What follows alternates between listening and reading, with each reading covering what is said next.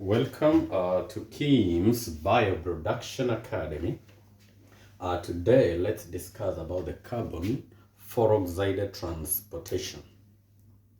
The carbon dioxide transportation, you know that the carbon dioxide is the end product of respiration. When our tissues respires, they release this carbon dioxide and is a very toxic gas.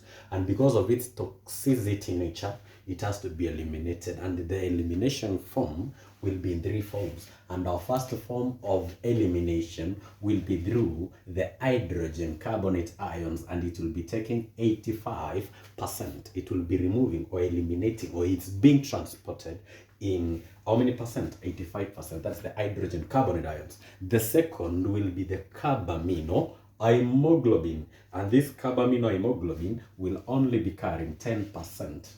Then the last one, we have the weak carbonic acid, which will only be carrying 5% of the carbon dioxide. It will be transporting the 5% of carbon dioxide. That makes it to be 100%.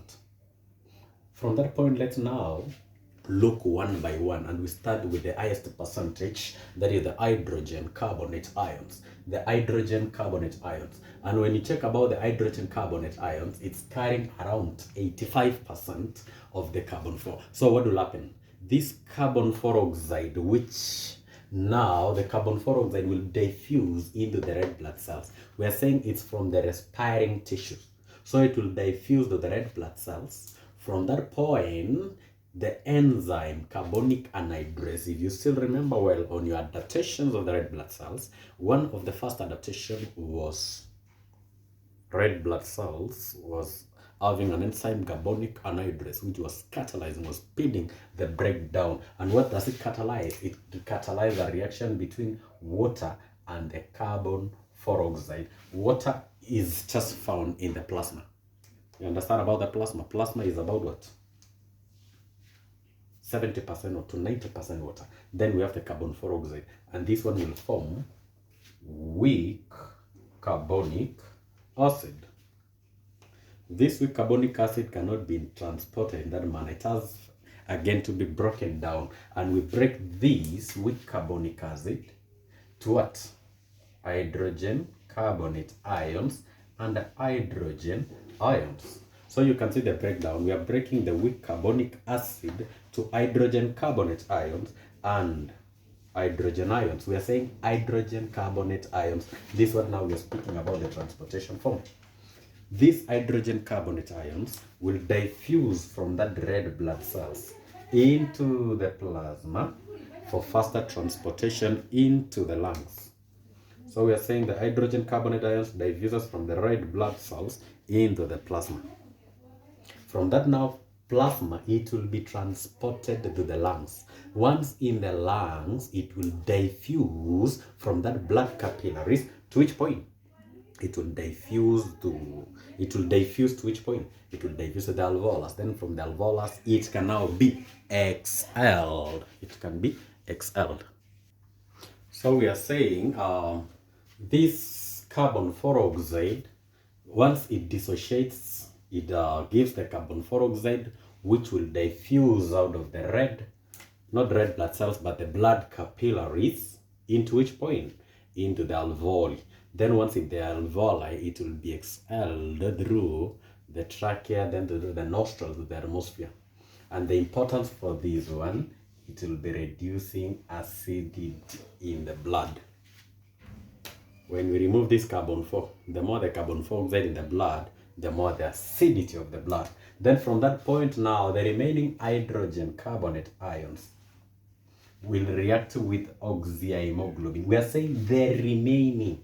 This hydrogen carbonate ion will react with what? Oxyhemoglobin. That is oxygen which combined with hemoglobin to form the complex, which is an unstable oxyhemoglobin, and form something called weak haemoglobinic acid, which will release the oxygen.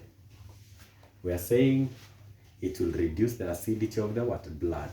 When we remove carbon 4 through the exhalation, we will make our blood to be less acidic. So we are saying from that point, the hydrogen carbonate ions will react with oxyhemoglobin, and we form something called weak haemoglobinic acid.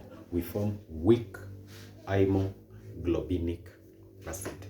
Hope that is clear. We're saying carbon 4 diffuses out of the red blood cells of the blood capillaries to the alveoli. From the alveoli, it will just be exhaled. Then from that point, the weak carbonic acid reacts with the oxyhemoglobin, forming something called weak haemoglobinic acid, and this one will release the oxygen. That is the end of the first one, which was hydrogen carbonate ions form.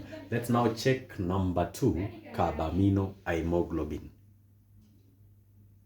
So we are saying the second is the carbamino haemoglobin transportation form, and we are saying this one will be carrying around how many percent? The 10% of the carbon 4 oxide. And from that point now, some of this 10% carbon 4 oxide will combine, that is in your blood, will combine with the haemoglobin. So we are saying carbon 4 oxide combining with haemoglobin, and we form something called unstable compound called what? Carbamino haemoglobin. Why are we speaking about unstable? Carbon 4 oxide forms unstable. Carbon 2 forms a stable compound. The difference between stable and unstable compound is the unstable compound can dissociate. Can dissociate means can break down to its original form. So it means it's carbon 4 with haemoglobin. We get what? Carbamino haemoglobin. So we are saying what? Carbon 4 oxide plus haemoglobin. What do we get? It's a forward and backward reaction. You get carbamino haemoglobin. So what do we mean? This is what I mean when we speak about unstable. The unstable means the carbamino can still break back to carbon 4 oxide and haemoglobin. So we are saying the carbamino haemoglobin now dissociates. Dissociating means can be broken down. This carbamino is first transported where? To the lungs. Once in the lungs, that is now the blood capillaries in the lungs, it will dissociate at that time. That dissociating is about the breakdown, the breaking what? Down, and it will break down back to haemoglobin and carbon 4 oxide. That's what I'm saying. The unstable compound carbamino dissociate once in the lungs to carbon 4 oxide and haemoglobin. So what will happen? Carbon 4 oxide now, that is where it will diffuse to the alveoli or the alveolus, and it will be expelled. The hemoglobin will package again some like oxygen from the lungs, our blood capillaries, because at the alveolus the high concentration of oxygen will diffuse back to the blood capillaries where it combines with the hemoglobin that transported to those respiring tissue. That is our second form, carbamino haemoglobin. And our last is the weak carbonic acid. Weak. Our third is the weak carbonic acid, and that is the one that is carrying with a limited amount of the carbon 4. So about around what? 5% of our carbon 4 oxide will dissolve with the plasma water. We say the plasma is purely water, 90% water, and this will form the weak carbonic acid. You still remember our first one, the hydrogen carbonate ions, was being broken down to the weak carbonic acid. Now from that point now, this weak carbonic acid dissociates. And how does it dissociate? We get the hydrogen ions and the hydrogen carbonate ions. The same things that we were getting when we were doing transportation of hydrogen carbonate ions. We said on the other one, hydrogen carbonate ions now were what? Being transported in the plasma. Then to which point? To the alveolus where it would be exhaled. The hydrogen carbonate ions was combining with the oxyhemoglobin and formed the weak haemoglobinic acid. But now this one is different. This hydrogen carbonate ions combines with the plasma, right?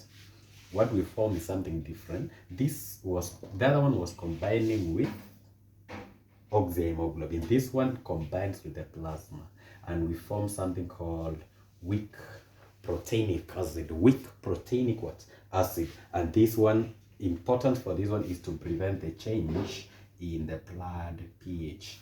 And the main reason why we carry, you'll get a question asking you why we carry only in 5% in the plasma. The main reason, if it could be carrying the highest percentage as this one, it could alter the blood pH and body functioning would be altered. So we are saying hydrogen ions combining with the plasma will form weak proteinic acid.